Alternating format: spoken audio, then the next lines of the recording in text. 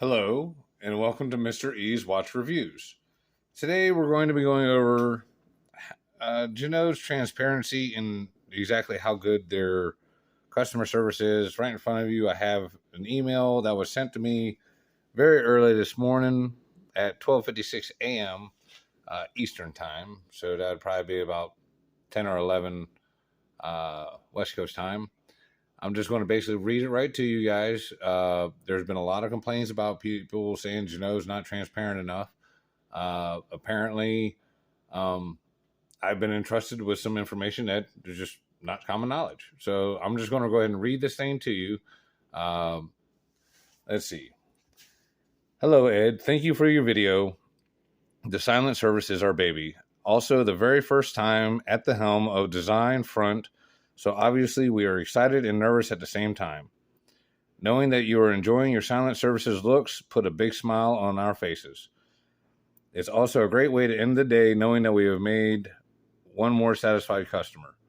One thing to note, the lift angle, and again, this is also just a note to me, but one thing to note, the lift angle for the SW200-1 should be 50 degrees. I see that your time grapher is set to 52 degrees. Make that adjustment. The reading should be more accurate. And I will do that, John, just as soon as I figure out or find out how to change that time grapher. Unfortunately, the directions that came with it, they say you can change a bunch of things, but it doesn't tell you how to change them. At any rate, you don't have to use Loctite, but then just be sure to check the screws and make sure that they are tightened from time to time. Kind of like checking your tire pressures every few weeks. Hopefully one day we will be able to have a sizable factory. Right now, I build these at my workbench from home. Charles does the same too. So apparently there are two gentlemen, John and Charles, and they are building these watches, I don't know, either at just John's house or at John and Charles's house. But there is no factory. So everybody keeps saying, we need to see the factory. There ain't one. All right. Goes on to say, I'd like to clarify one thing. While the watches are built here, it does not qualify for the Made in the USA moniker, which, again, I understood all this, but just for everybody that doesn't. According to FTC rules, in order for a product to qualify for Made in the USA moniker, 100% of the parts need to be made here. Even if you have one screw that is imported, it would not qualify for the moniker to be used. The main parts, such as the mid-case, case backs, bezel assemblies, and are CNC'd at our contracted machine shops here domestically. Each mid-case bezel assembly is then hand-finished. In terms of the dial and each indice and hand is hand-finished, and hands are hand-finished. I know that's not what it says, but that's how it should read. Finished, plated, and then hand loomed. I then carefully mounted the indices to the dial. This is extremely laborious and time-consuming and requires patience and skills to prevent the surface from scratching and to ensure the alignment of the indices is all spot on. The dial is the soul of the watch, so there is no easy way around it. This is also why we can only produce a small handful of units each week. Other auxiliary parts, i.e. the gaskets, O-ring, bracelet, and inserts, are sourced from suppliers in Asia. The movement is Swiss. Each watch is regulated, tested, and QC'd, quality controlled, by myself or Charles after it is built.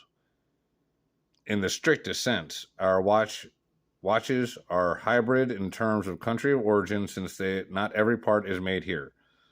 We are very proud of the fact that we are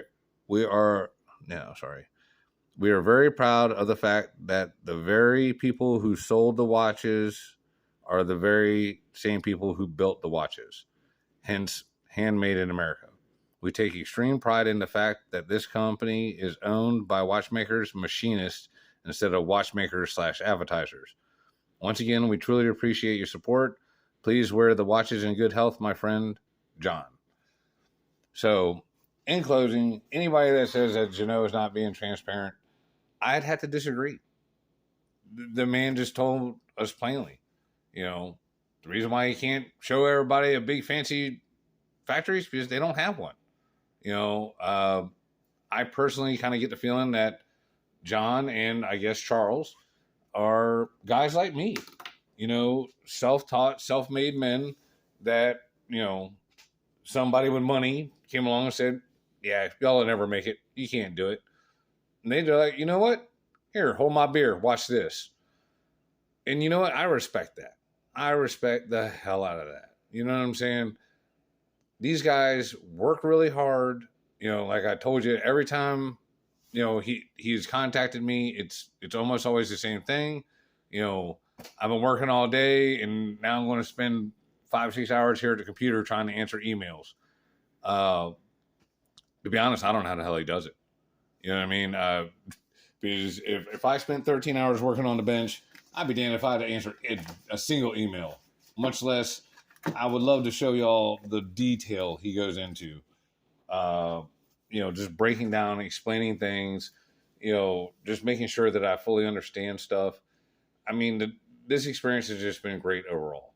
So I just wanted everybody to hear it, you know, firsthand, not from like me kind of reiterate it in my own words. That's exactly the email.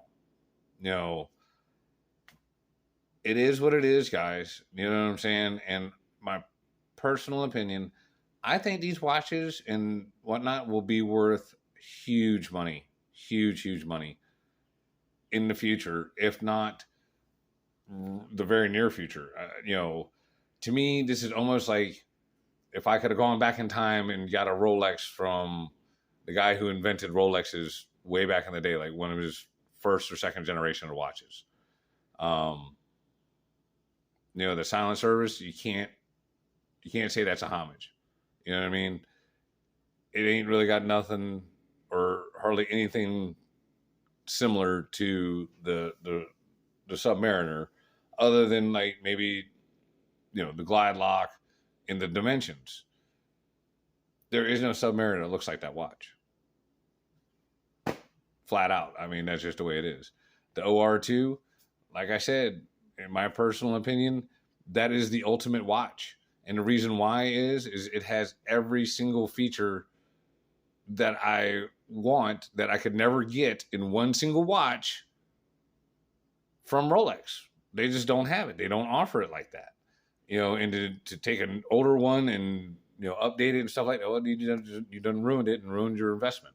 So to be able to get it brand new, never been worn, and have all the features I want, I mean, it's like they were reading my mind. You know, I can't really say enough good things about the customer service. And again, you know, I am not being paid by these folks. I am just completely blown away that there is still companies that know how to do business and how to treat their customers right. You know, if I could ever, you know, start a company and have, you know, people like this working for me, you know, oh my Lord, I would have it made. But like I said, I wish them nothing but success. You know, maybe one of these days I'll, you know, actually get to meet these guys in person. But until then, I will just be patiently waiting and, you know, watching for whatever their next thing is, because I'm going to be one of the first ones in line to get it, whatever it is. As long as it ain't 42 millimeter, that's just too damn big. But at any rate, I hope you guys enjoyed this. I hope it opened up, you know, maybe a little bit of the clarity. I know this isn't exactly all the transparency that everybody is really hoping and wishing for, but this is a lot more than what most people have gotten that I have been made aware of. So thank you, John. Thank you, Charles. I won't leave you out anytime I talk about you guys in the future. Y'all have a great day. Thank you very much. Like and subscribe. Later.